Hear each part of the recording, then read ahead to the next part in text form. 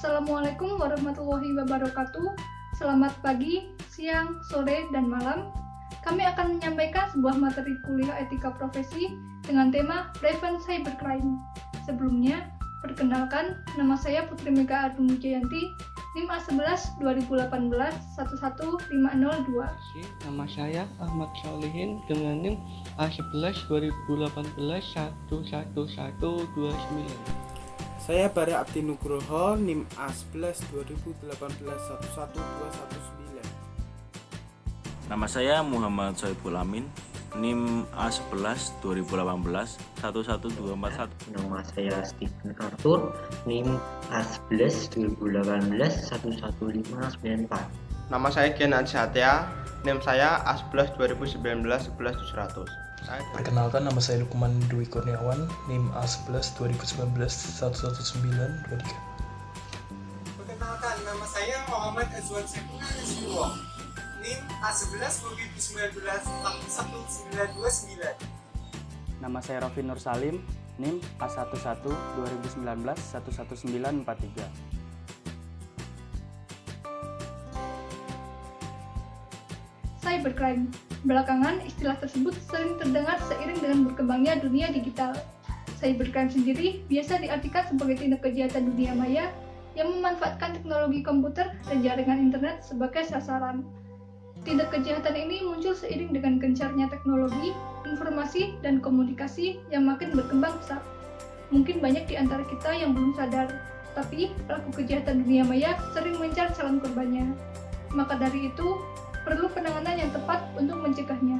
Untuk lebih jelasnya lagi, kami akan membahas masing-masing pencegahan cybercrime.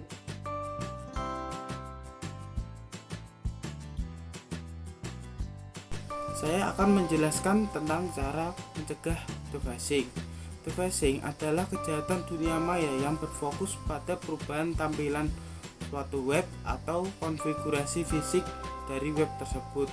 Tujuannya adalah untuk menunjukkan kelemahan keamanan dari web tersebut atau untuk kesenangan pribadi dari hacker tersebut. Contohnya seperti ini. Cara mencegah dephishing web ada beberapa cara, yaitu 1. Lakukan audit keamanan. Anda bisa mendeteksi celah keamanan lebih awal. 2. Lakukan update secara rutin. 3. Buat kredensial login yang sulit agar dapat meningkatkan keamanan website Anda. 4. Lakukan backup secara berkala, karena jika terjadi dephishing web, Anda masih bisa mengembalikannya seperti semula dengan file backup yang Anda miliki. 5. Scan malware secara rutin. 6. Kelola hak akses user untuk mengatur agar hanya admin saja yang dapat melakukan perubahan pada website. 7. Matikan debugging mode. 8. Gunakan HTTPS. HTTPS adalah protokol yang digunakan untuk menjamin keamanan pertukaran data di website Anda. 9. Lindungi web dari injeksi SQL. Injeksi SQL sering kali digunakan hacker untuk menguasai sebuah website.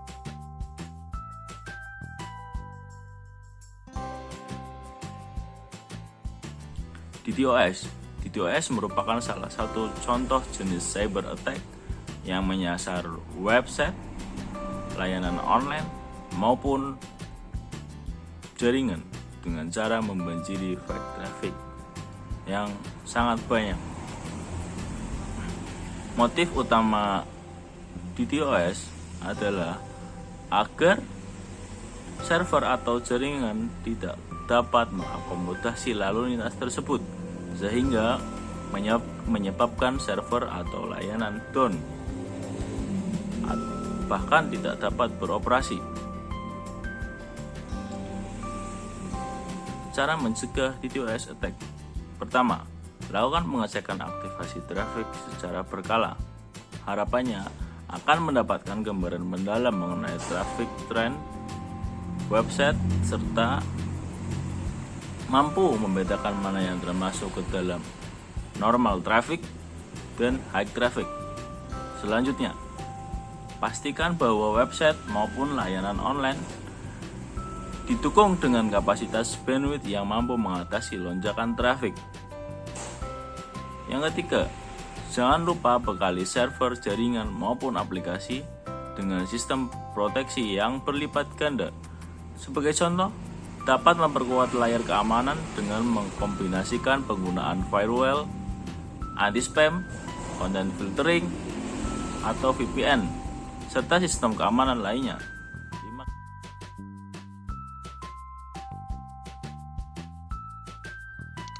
Saya akan membahas salah satu cybercrime yang bernama cyber extortion. Cyber extortion adalah ketika para penjahat cyber meminta tebusan yang biasanya berupa uang sebagai imbalan untuk menggantikan penyerangan ataupun mengembalikan akses data atau sistem komputer para korban seperti semula. Cyber extortion yang umum ditemui pada saat ini adalah yang pertama ransomware, di mana para penyerang menjebak para korban untuk masuk ke dalam link atau iklan sembulan, mengunjungi web atau membuka file yang dikirim lewat email. Aktivitas tersebut dapat mengaktifkan ransom dan biasanya jika karyawan perusahaan telah menjadi korban, biasanya dapat menginfeksi situs dari perusahaan komputer atau bahkan seluruh jaringan. Dan yang kedua adalah email based cyber extortion, di mana para korban diberitahu kalau data pribadi mereka akan disebarluaskan apabila mereka tidak membayar uang tebusan dalam waktu tenggat.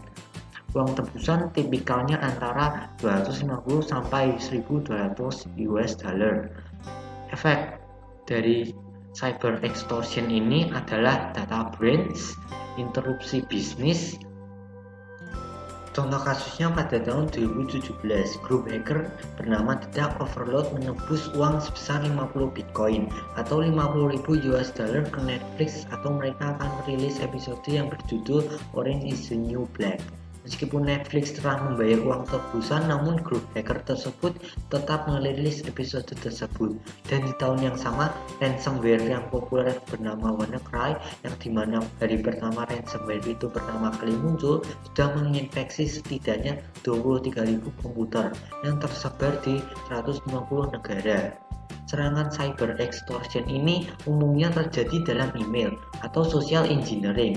Untuk mencegahnya, karyawan dapat dilatih untuk tidak pernah untuk membuka email yang mencurigakan, tidak membuka link yang terdapat dalam email, tidak mempublikasikan data yang sensitif ke dalam internet, dan melarang untuk memberikan username dan atau password sebagai tanggapan atas permintaan yang tidak diminta. Perusahaan mengingatkan karyawan untuk tidak pernah mengungkapkan informasi pribadi atau keuangan sebagai tanggapan atas email. Organisasi dan lembaga keuangan yang sah tidak akan pernah meminta informasi ini dalam email apapun, diminta atau tidak diminta. Jika pesan tersebut tampak seperti email phishing atau spam, mungkin memang demikian.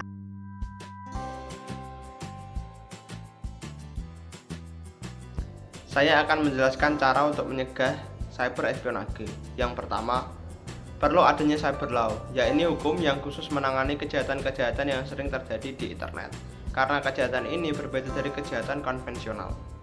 Hal ini diperlukan karena jika tidak ada cyber law, maka cyber espionage ini tidak dapat dimasukkan ke dalam tindak pidana, sehingga orang yang melakukan kejahatan ini tidak dapat dihukum karena tidak ada dasar hukumnya. Yang kedua, perlunya sosialisasi yang lebih intensif kepada masyarakat yang bisa dilakukan oleh lembaga-lembaga khusus. Hal ini diperlukan agar masyarakat kita lebih waspada dan lebih tahu akan ancaman cyber espionage. Yang ketiga, penyedia web yang menyimpan data-data penting diharapkan menggunakan enkripsi untuk meningkatkan keamanan. Kita juga dapat mengamankan sistem dengan cara melakukan pengamanan FTP, SMTP, Telnet, dan web server. Kita juga dapat memasang firewall dan menggunakan kriptografi. Yang keempat, para pengguna juga diharapkan untuk lebih waspada dan teliti sebelum memasukkan data-datanya di internet. Mengingat kejahatan ini sering terjadi karena kurangnya ketelitian pengguna. Sekian. Saya akan menerangkan tentang apa itu illegal content dan cara pencegahannya. Illegal content adalah tindakan memasukkan atau memasukkan informasi ke dalam internet yang dianggap tidak benar, hoax, melanggar hukum, dan mengganggu ketertiban umum. Sebagai contohnya, pemuatan berita bohong, hoax, hal-hal yang berhubungan dengan pornografi, memuat suatu informasi yang merupakan rahasia, atau propaganda untuk melawan pemerintah. Ya. Sederhananya, kegiatan menyebarkan atau illegal content ini hal yang salah, dilarang, atau dapat merugikan orang lain. Bahkan orang yang menyebarkannya saja atau mengupload mendapatkan beberapa sanksi.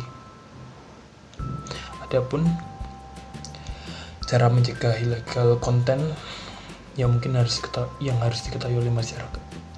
Pertama, mengetahui dan memahami tentang bagaimana cara menggunakan teknologi yang diberikan dengan benar.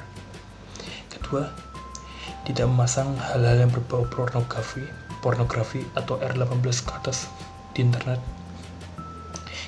Yang ketiga, memproteksi setiap gambar, status, data pribadi dengan sistem yang ada agar privasi tetap teraman.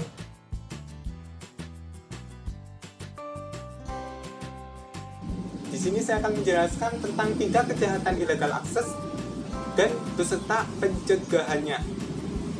Illegal access adalah tindak kejahatan yang dilakukan dengan memasuki atau menyusup ke dalam sistem jaringan komputer secara tidak sah, tanpa izin atau tanpa sepengetahuan dari pemilik sistem jaringan komputer tersebut. Contohnya, membuat pemilik akun kehilangan data penting. Kedua, melakukan penipuan menggunakan akun tersebut untuk tindak kejahatan. Untuk mencegah terjadinya tindak kejahatan illegal access, yang harus kita lakukan adalah 1.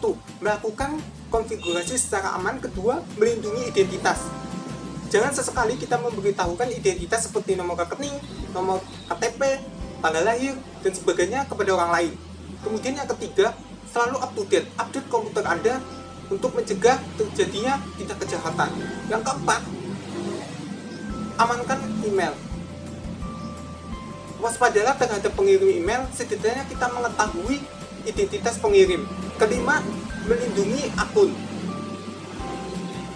Gunakanlah kombinasi simbol, angka, huruf untuk membuat sandi agar akun tetap aman dan terjaga.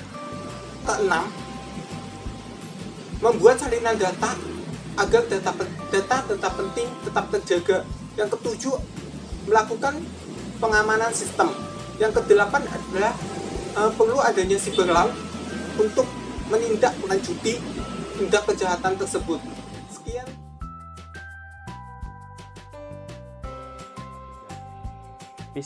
Phishing merupakan suatu metode yang biasa digunakan untuk mencuri password atau data login seseorang dengan mengelabui korban menggunakan fake form login atau form login palsu pada situs-situs yang menyerupai situs aslinya. Biasanya dengan dijanjikan imbalan tertentu sebagai umpan, seperti follower gratis, subscriber gratis, like gratis, diamond game gratis, dan lain sebagainya. Pencegahan yang bisa kita lakukan agar terhindar dari phishing adalah: yang pertama, berhati-hati ketika menerima pesan atau email. Apakah pesan tersebut berasal dari sumber asli dan terpercaya? Yang kedua, jangan sembarang klik pada suatu website atau pesan email. Yang ketiga, memperhatikan alamat tautan yang kita kunjungi, terutama ketika dimintai memasukkan informasi sensitif seperti data login. Keempat, jangan mudah tergiur dengan iming-iming barang gratis dengan cara instan. Yang kelima, menginstal ekstensi yang dapat mencegah situs berbahaya pada browser agar kita terhindar dari situs palsu yang berbahaya. Dan yang terakhir, memperbaharui password dan data login secara berkala setelah mengunjungi situs website yang menggunakan info login mencurigakan agar akun lebih aman.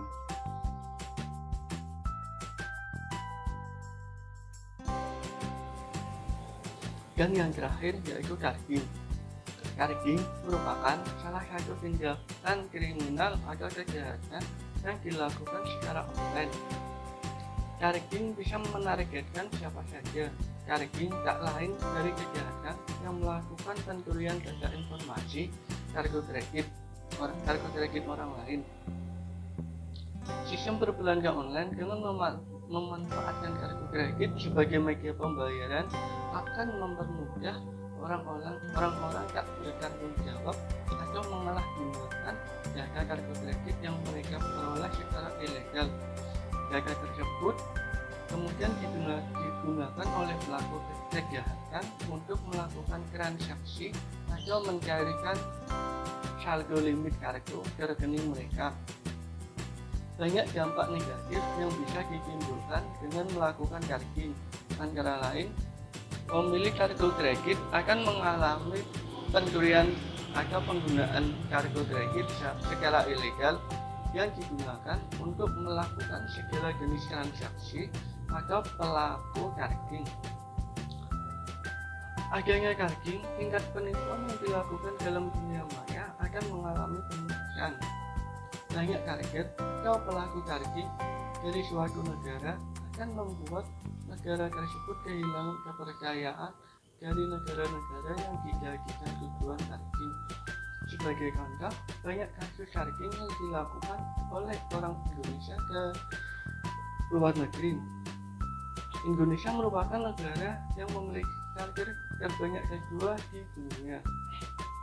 Dan yang terakhir, keempat, dengan banyaknya kasus karting yang menargetkan berbagai jenis kartu kredit akan meningkatkan keresahan pada pengguna kartu kredit karena dirasa menggunakan kartu kredit akan menimbulkan banyak kasus penipuan.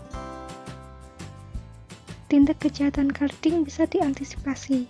Kalian hanya perlu melakukan beberapa langkah agar bisa terhindar dari kejahatan kartu.